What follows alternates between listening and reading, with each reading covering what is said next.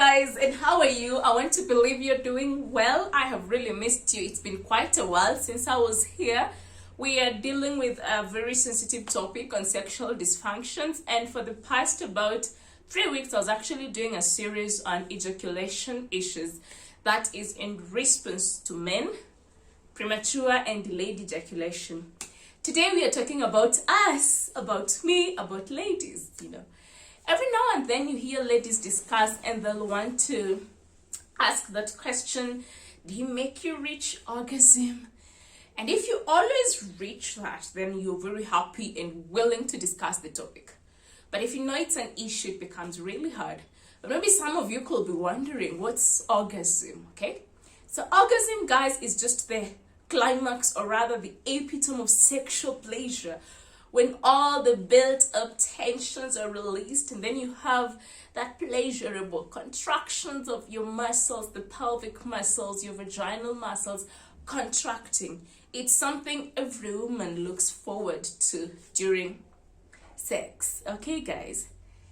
And when we talk about orgasm disorders in women, we're basically referring to either having a marked delay in achieving that orgasm, not achieving that orgasm at all, or when you suddenly have reduced intensity of the orgasm, or you have infrequency.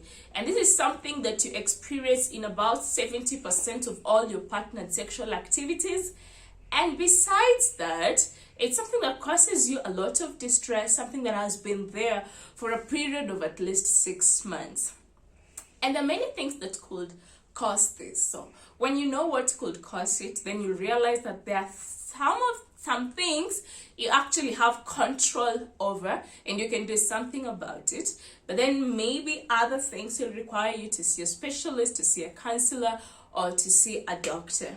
Now, let me categorize the causes of these orgasmic disorders into about 4 main things. Number 1, situational. Situational refers to the circumstances surrounding the time of lovemaking. And then we have psychological, we have physical, and we have pharmacological. Now, situational could be things such as, insufficient or inadequate lovemaking before the woman is aroused. And this could be brought about, maybe the guy has issues, let's say premature ejaculation. And so before you're aroused, it happens. And that makes it very hard for you to reach orgasm. And then the second thing could just be insufficient foreplay. You can't just mate and then directly go into it. There has to be some stimulatory things that each of you have to do to try and set up the environment, to try and set up the mood. The third situational cause could be the lack of understanding of genital organs. If as a man you don't understand how these reproductive organs actually work, you don't know where to touch, you don't know what to stimulate, then it's really going to be hard. And then the fourth thing on situational is just basically poor communication during that time. You have to communicate, and when that is not happening, then it could actually be a factor that could make you have issues with achieving orgasm.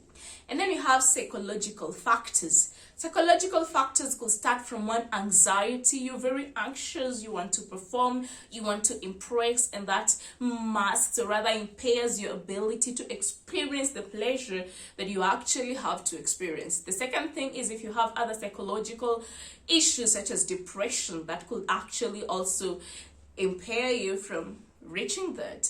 And the other thing is when you have unresolved conflicts in the relationship, this become emotional baggage that constantly wears you down and prevents you from enjoying the God-given gift as a woman. And then you have physical, basically diseases, and sometimes all you need is for you to see a doctor to treat you. So we have some diseases that cause damage to the nerves. Diabetes could be a contributory factor. Spinal cord injuries, either because of an accident or because of an infection. And then you could have other nerve diseases like multiple sclerosis that could also be a causative factor.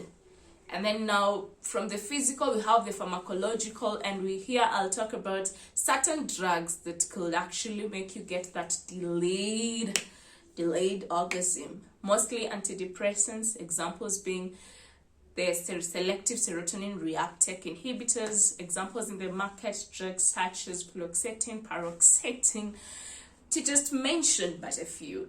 So guys, that's what I have for you today about orgasm. And what you must know is that it's actually treatable. Depending on the cause, something can be done about it. So don't sit there and feel like you're less of a woman or you're less of a person.